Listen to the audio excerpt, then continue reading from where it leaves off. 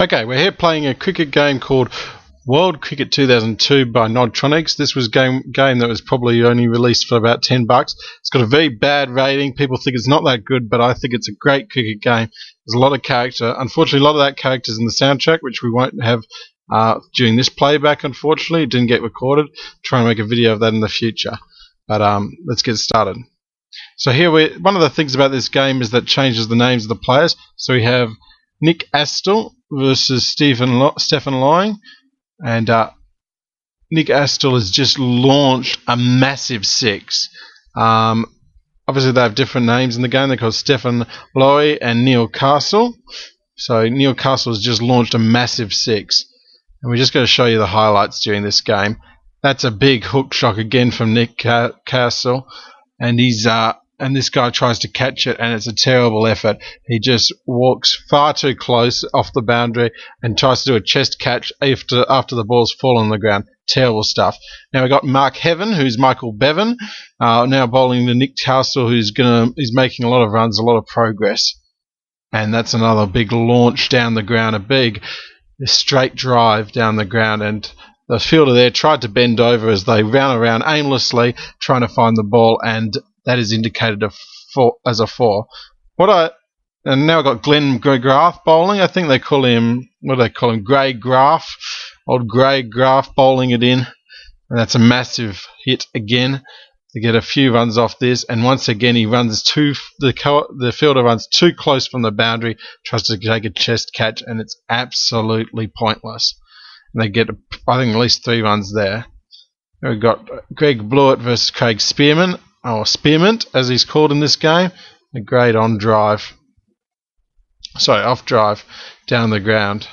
But he's in trouble, and he's out. Give him out, ump. And he's out, way out. And I think that's Spearman out. Yeah, that's Spearman out. He was the one out of the 2 openers that was doing less well. He only got 12 runs off 13 balls and run out. And if you set the field right in this game, you can get a lot of wickets. Now we've got Stanley Lemming, or Stephen Fleming, as he might be more well known. And we've got Sam Khan, Shane Warne, and he's going to bowl the flipper at Stephen Lemming. And the castle's over. He's taken all the stumps out. I don't know if that's a stumping, is it? Yeah, it is a stumping by Keneally. Neil Castle is gone after a great innings of 29 runs, 28 balls. This is only a 10-over match. We've got Ricky Moose, who's Roger Twose, I believe. And I'm surprised. I think these players mostly from the 90s. That photo looks like it's dead out of the 60s or something. So I don't know what he was thinking there. Oh, and that's a huge drive down the ground. Just comes straight out of the crease and drives it down against, I believe, Sam Khan there, who's taking a bit of stick. But he did get the breakthrough. Got the big pot wicket on Neil Castle, which is very good. Now to Ricky Moose, Mark Heaven. At the moment we're at 42 runs. That 49 runs, 2 wickets fallen. They're doing incredibly well. But no trouble here. Give him out, ump, and he's gone. Run out. What a classic run out. And Ricky Moose is gone after getting that 4, and then he's gone second ball. Bevan will be incredibly proud of that wicket. Run out. It's great. And now here's a great legend of the game, Chris Cairns. I think I've mixed up the 2 names there. What a legend. And Bevan's going to bowl him the floater. Great bowl. Oh, and that looks plumb. I'd give that out, ump. Come on. Oh, no. What an idiot. Didn't give it out. Absolutely disgraceful. Must be a New Zealander, to be honest. So this is what I find interesting about this game is how it melds sort of computer graphics and actually real sort of photos. It seems like that backdrop there is like a real photo. Now watch this. He backs up. This is how I learned to take the catches after the first drops. And he jumps forward. And even though that ball may have looked to the naked eye like it might look like he's just claimed a catch that's obviously dribbled on the ground for at least 3 or 4 bounces, nonetheless, that's the wicket and that they needed. A great catch.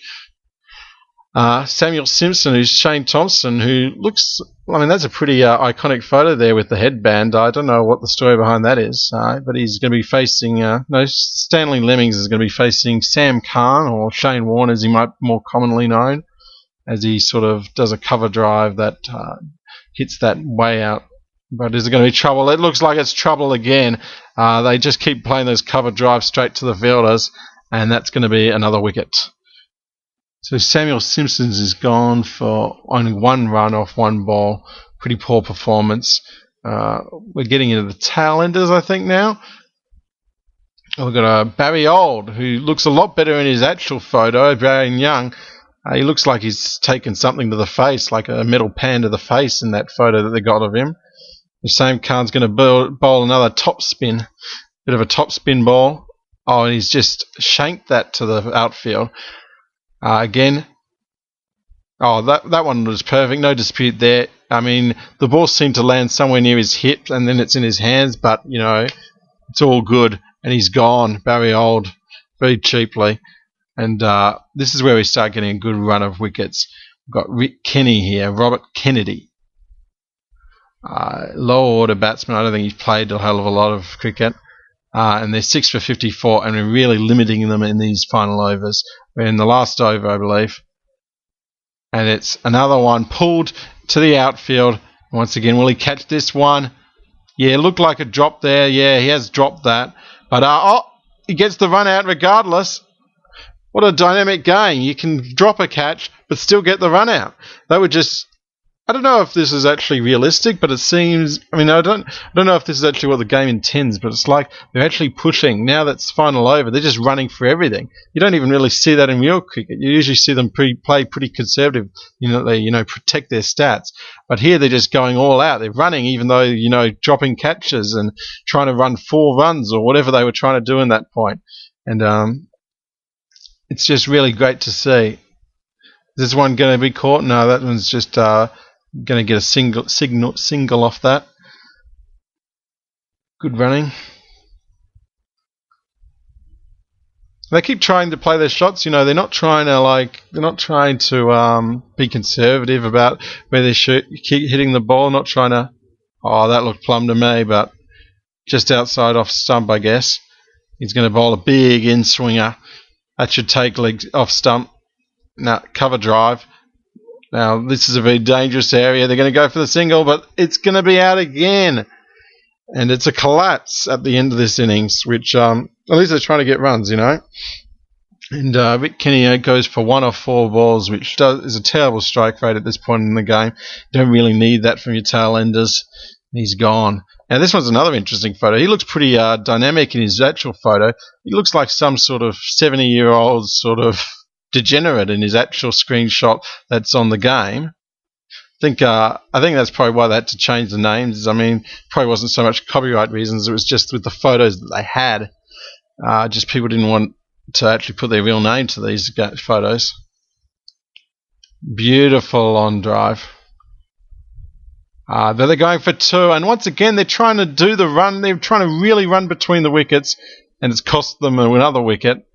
But that's the last ball, so why not run for the second run? Keep running. And New Zealand are all out of 10 overs for 9 for 58. Now that's a pretty good score for this game, 58. I mean, you're talking almost a run a ball. You need 59 runs off 60 balls for the 10 overs. And who do we have batting but some great Australian legends? Frankly, I don't know much of the New Zealander crickets. These are true legends. Mark Taylor. I don't know who Gary Larson is. And I'm sure Mark Taylor will make light work of him. He's great. Of course, in the game he's called Michael Taylor. Now I don't know how. There must be a button to bowl around the wicket. I didn't figure that out during my fielding innings. Not really required. I mean, to be honest, I think you pick a side of the wicket and just bowl it. You don't have to keep switching sides. It shows that you really don't have anything else to threaten the batsman with. But Mike Taylor's just launched that ball down the ground along the field for 4 runs. What a beautiful stroke. Now we've got Mark Waugh at the crease. We've moved on a bit, 26 runs. Mike Taylor's really been taking most of the batting, I believe. That's why we haven't seen any highlights of Mark Waugh. And there he goes. He's he's tried to do a late cut and it's gone very loopily to the third slip. And Mark Waugh is gone for 10 runs, so he's probably contributed not too badly, but a bit under the 29 runs or whatever our current score is at. Here comes a great legend of the game, Ricky Ponting, looking like some sort of 90s skater kid or something in that screenshot. And he's going to be the thing. Now let's have a look at this run rate there. Yeah, we've got wickets in hand, so I'm not too wide, but it is a bit below what you'd expect at this point. Oh my, who's that? He's just come down the wicket and the ball's gone right behind his legs. And that's Ricky Ponting, gone for 1 run off 2 balls. It's a terrible innings. I don't think he'd be wanting to remember that one at any time soon. Another legend of the game, Steve Waugh, with the traditional spelling WAR. What a legend, versus Spearman. Spearman's bowling to him, and he's just going to launch that down the ground. He loves that shot, come right out of the crease. And, 2 fielders just running towards the pitch and then realising it's way out of their league and trying to run back, looking like headless chooks out there as expected. Oh, beautiful late cut. Hard to play a good late cut. He loves that shot. I'm going to go for 2. This is going to be close. Oh, no. The umpire's given it out. Oh, I don't know what end that is. That looks like the bowler's end. And Mark Taylor, I've got 24 runs off 20 balls, is now run out. Definitely a great performance in a 10-over game to get 24 runs at a fair clip. Then we've got Mark Heaven, maybe known as Bevan, but good middle order batsman now. He's going to get the slow ball from Spearman, I believe. He's just going to pull that very nicely for a run. Oh no, he's gone for 2. What's he thinking? That's terrible running. And he's gotten himself out. I think that's Bevan. He's out. No, Steve Waugh's out for 5 runs.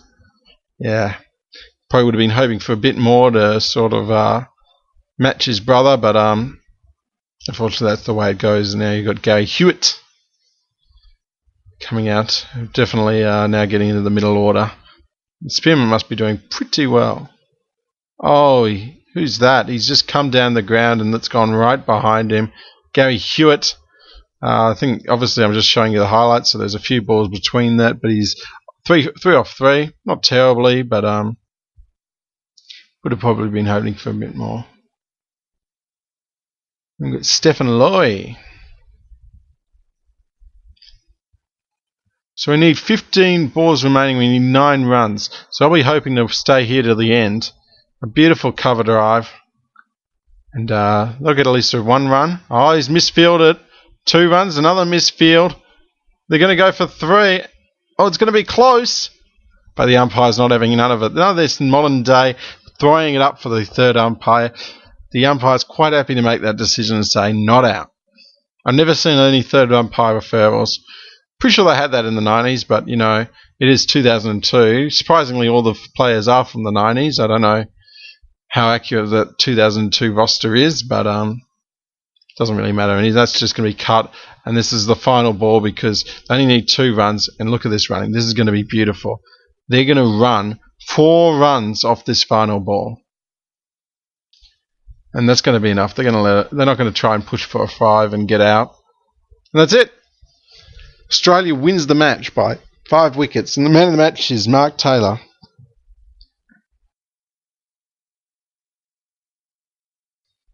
So let's have a look at the scoreboard then. I want to see some of these bowling figures. So Spearman didn't get any wickets. I'm pretty sure he did. I guess they mostly run outs. Gary Parson got 28, 2 wickets for 28. Our best batsman was probably Mark Taylor, as you'd expect, 24 runs and a run out. But Nick Castle was the best for New Zealand with 28 runs. Great bowling effort by Sam Khan, who got 3 wickets for 10 runs. And pretty much he was the only one that got any wickets, mostly through 2 caught and bowled and a stumping. There were the rest of the wickets were runouts. Often you're getting runouts in this game. Like I said, if you set the field well, you get a lot of runouts. But a great win for Australia. A great game. Really good.